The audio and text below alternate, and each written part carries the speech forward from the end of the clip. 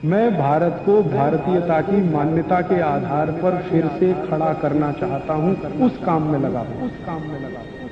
बेटियों और बहनों को भोग की वस्तु समझना, उपभोग की वस्तु समझना, 3 स्त्रियां एक पुरुष के बराबर कि स्त्री वस्तु है, मेज कुर्सी की तरह से, पैंट कमीज की तरह से, जब चाहो इसको बदल दो, जब चाहो इसको उठाकर फेंक दो, जब चाहो इसका उपयोग करो, जब चाहे इसका उपभोग करो।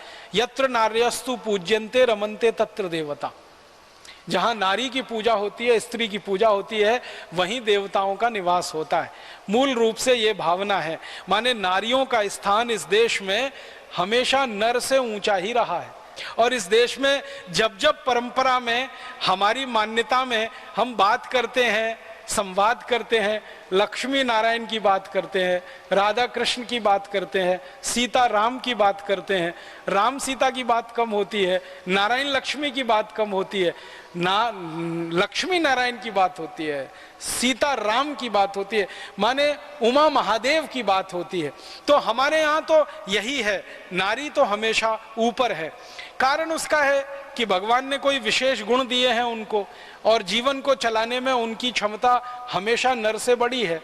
हम सामान्य रूप से अपने जीवन में देखते हैं, किसी बच्चे का पिता मर जाए लेकिन माँ जीवित हो, उसका लालन पालन बहुत आसानी से, बहुत अच्छे से हो जाता है। जिस बच्चे की माँ मर जाए, भले पिता जीवित हो, उसका लालन पालन होना बड़ा मुश्किल हो जाता है। जिसकी माँ चली गई, उस बच्चे को संस्कारों का मिलना बहुत मुश्किल हो जाता है। ये भारत में बहुत स्पष्ट दिखाई देता है। तो माँ का होना बहुत बड़ी बात है हमारे जीवन की प्रक्रिया में, इसलिए माँ का स्थान भी ऊंचा है इस देश में।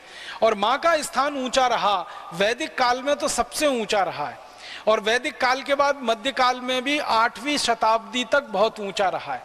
ये जब से विदेशी हमले हुए और विदेशी सभ्यता में हम थोड़े से पराधीन होते गए, विदेशी आचार विचार हमारे जीवन में आ गया, विदेशी आक्रमणकारियों के जीवन शैली से हम प्रभावित होने लगे, तब से हमारे नारियों का स्थान नीचे होना शुरू हो गया और वो गिरता चला गया। अंग्रेजों के जमाने में तो सबसे ज्यादा गिर गया, फ्रांसीसियों के जमाने में, पुर्तगालियों के जमाने में बहुत गिरा, अंग्रेजों के जमाने में सबसे ज्यादा गिरा। उसके पहले थोड़ा बहुत मुगल शासन काल में भी गिरा। तो वो गिरावट हम में आती गई। अब वो गिरावट हमारी खत्म होनी चाहिए थी, लेकिन आजादी के बाद हम जब इस सारे विदेशी प्रभाव से मुक्त हो गए, ये गिरावट रुकी नहीं है, ये बढ़ती ही चली जा रही। इसका मतलब क्या है? विदेशी प्रभाव से शारीरिक रूप से हम मुक्त हो गए, लेकिन बार बार मैं कह रहा हूं, मन से और आत्मा से अभी भी हम विदेशी प्रभाव में ही हैं। तो नारी को देखने की जो दृष्टि अंग्रेजों के समय में, नारी को देखने की जो दृष्टि फ्रांसीसी और पुर्तगालियों के समय में इस देश में आई, कमोवेश वही दृष्टि अभी भी हमारी आंखों में बसी है, और उसी का प्रभाव है जो नारियों की इस देश में बेइज्जती और दुर्गति हो रही। अंग्रेजों की मान्यता, यूरोप वालों की जो मान्यता है ना, वो नारी के लिए पता है क्या है? बहुत खराब लगता है। सारे यूरोप के दार्शनिक एक बात पर सहमत हैं, और वो बात ये है कि नारी में आत्मा नहीं होती। यूरोप के सभी दार्शनिक ये कहते हैं। अरस्तु कहता है, सुकरात कहता है, लेबिनिज कहता है, दिकार्ते कहता है, सारे यूरोप के दर्शन शास्त्री एक से लेकर अंतिम तक सब कहते हैं स्त्री में आत्मा नहीं होती, और स्त्री वस्तु के तरह की होती है। जैसे मेज होता है, जैसे कुर्सी होती है, वैसे स्त्री होती है। जैसे कपड़े होते हैं, वैसे स्त्री होती है। मेज कुर्सी को समय आने पर फेंक दिया जाता है, वैसे स्त्री को फेंक दिया जा सकता है। समय आने पर मेज कुर्सी को बदल दिया जाता है, ऐसे स्त्री को बदल दिया जाता है। तो यूरोप और अमेरिका के दार्शनिकों ने ये जो मान्यता बनाई, और उस मान्यता के हिसाब से अपने देश में सैकड़ों साल उन्होंने जीवन चलाया, वही मान्यता धीरे धीरे हमारे देश में भी आई जब हम यूरोप और अमेरिका के प्रभाव में आ गए। और समाज के एक वर्ग में, भारत में विशेष रूप से जो अंग्रेजी से प्रभावित है, अंग्रेजियत से प्रभावित है, उसमें भी ये चेतना बैठ गई है कि स्त्री वस्तु है, मेज कुर्सी की तरह से, पैंट कमीज की तरह से, जब चाहो इसको बदल दो, जब चाहो इसको उठाकर फेंक दो, जब चाहो इसका उपयोग करो, जब चाहे इसका उपभोग करो, और जरूरत पड़ने पर उसके हिसाब से, अपने हिसाब से कुछ करो। उसका ही दुष्परिणाम है कि हमने स्त्रियों की हत्या करना शुरू कर दिया। दहेज के लिए हमने स्त्रियों की हत्या करना शुरू कर दिया, छेड़खानी के लिए हमने स्त्रियों की हत्या करना शुरू कर दिया, उनके गर्भ में ही मर जाने के लिए। माने इतनी खराब स्थिति हमारे देश में आ गई है कि बेटियों को गर्भ में ही मार दिया जाए क्योंकि दहेज देना पड़ेगा, गर्भ में से जन्म लेकर अगर आ जाएं तो छेड़खानी में मार दिया जाए क्योंकि वो हमारी नहीं सुनती हैं, दहेज की हत्या कर दी जाए क्योंकि वो अपने साथ वस्तुएं लेके नहीं आई हैं।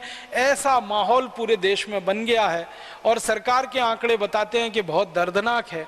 हर घंटे में 2 माताएं या 2 बहनें हमारी दहेज के लिए मार डाली जाती हैं। हर घंटे में 3 से ज़्यादा माताओं बहनों के साथ बलात्कार हो जाते हैं।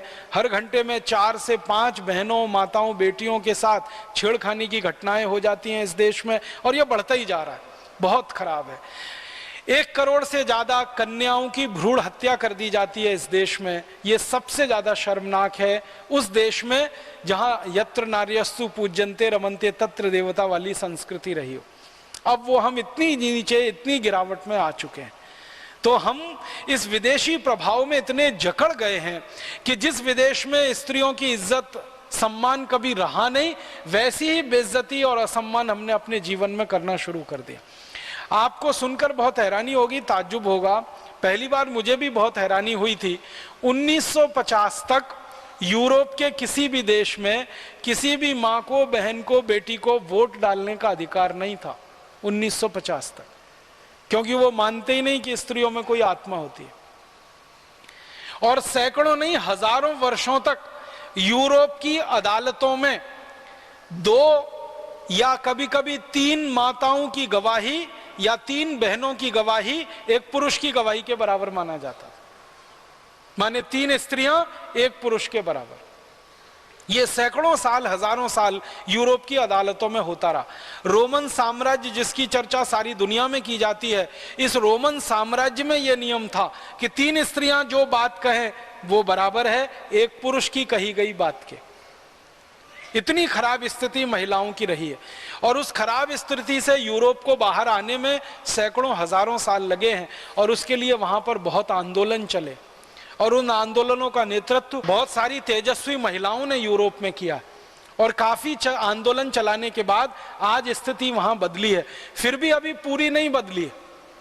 आपको सुनकर हैरानी होगी, अमेरिका, कनाडा, यूरोप खंड के ऐसे कई देश हैं जहां माताओं को, बहनों को, बेटियों को पुरुषों से कम वेतन मिलता है एक ही पद के लिए।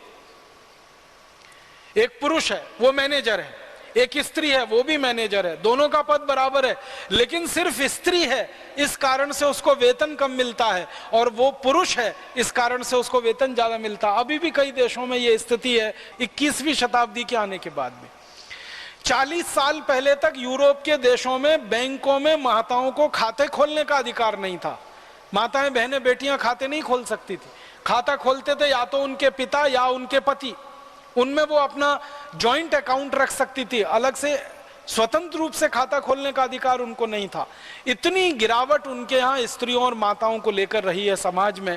उसी का असर हमारे देश पर भी आ गया, क्योंकि 250 साल हम अंग्रेजों के गुलाम हो गए और उसके पहले विदेशी प्रभाव में थोड़े बहुत आ गए, तो उसका असर अब चलते चलते यहाँ तक आया कि भारत में भी दहेज हत्याएं, भ्रूण हत्याएं, माताओं के साथ छेड़खानी, माताओं के साथ बलात्कार की घटनाएं, माताओं को, स्त्रियों को, बेटियों और बहनों को भोग की वस्तु समझना, उपभोग की वस्तु समझना, इसलिए उनके साथ छेड़खानी करना, इसलिए उनके साथ अन्य खराब से खराब अपराध करना, ये भारत में भी बढ़ता चला जा रहा है। ये हमारे सांस्कृतिक अधःपतन की पराकाष्ठा है।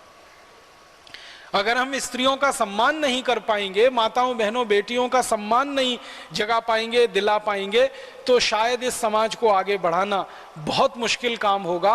व्यवस्था परिवर्तन का, बदलाव का कोई भी काम हमें करना पड़ेगा तो माताओं के, बहनों के, बेटियों के पूर्ण सहयोग से ही हो पाएगा, नहीं तो हो नहीं पाएगा।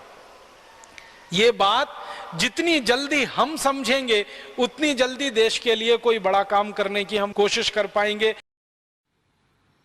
दोस्तों, सबसे पहले तो चैनल सब्सक्राइब करें, फिर लाइक, कमेंट और शेयर करें और हाँ, हमारा एंड्रॉयड ऐप डाउनलोड करना ना भूलें।